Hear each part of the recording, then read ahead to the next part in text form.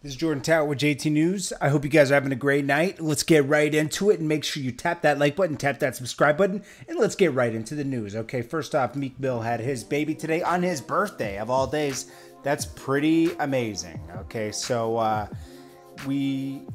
obviously Drake shows him love for his birthday, talks about, that he's glad they're cool again and all that good mushy stuff. Let's read exactly what he said real quick.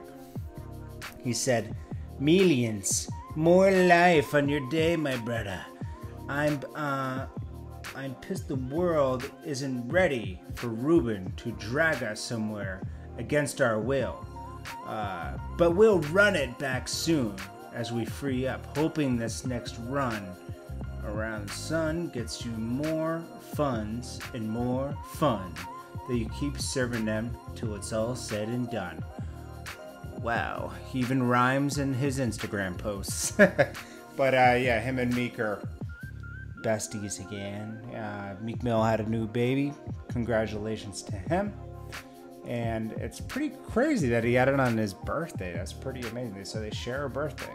That's awesome. Alrighty. Then we got... here it is. 50 Cent and his new book. Make sure you go get his new book because it is good. It's pretty good.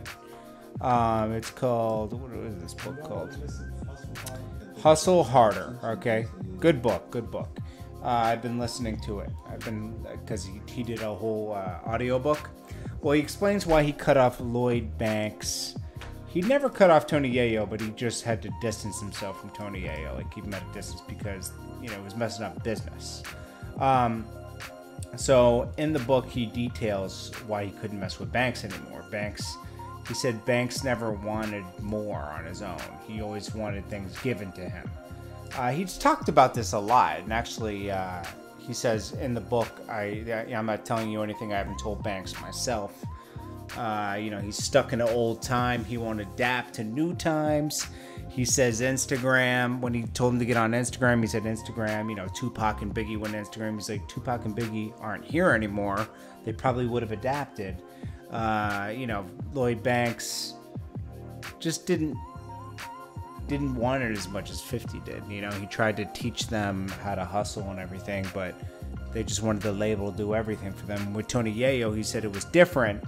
With Tony Yayo, he was just a liability. You never knew what was going to happen around him. He was still kind of in the street, still hanging out with people and everything, and it kind of messed business up. So he kind of had to step away. He just realized that people around him weren't ready to adapt and want more. He said, "I never really realized my accomplishments because I've never and just say I've made it. Because if I said I made it, I wouldn't be here today.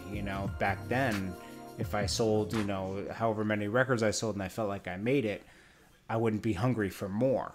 And that makes a lot of sense. That's why Lloyd Banks is kind of in the position he is. He's super talented, and 50 Quotes says that. He says, Lloyd Banks is super talented, and I just don't get why he didn't, live his, live up to his potential, and that is a sad thing with Banks. Banks is really talented. It's just sad he doesn't live up to his potential. Wacka Flocka reacts to 50 Cent talking about his son and says, "I could never mess with a man that doesn't mess with his own son." He said, it's like, you might as well have added 50 Cent. You're famous. That people are already going to know what you're talking about because 50 just came out with that interview today. And it's obvious you're talking about him. So it's kind of weird, but it doesn't really matter. Wacka has been kind of like... I like Wacka. Sometimes you gotta pause for a second, bro. Like, it goes too hard. Anyways, it's Jordan Tower with JT News. Love you guys and appreciate you guys, and I hope you guys are having a great day. Do not forget to hit that like button, and I'll check you guys in the next one.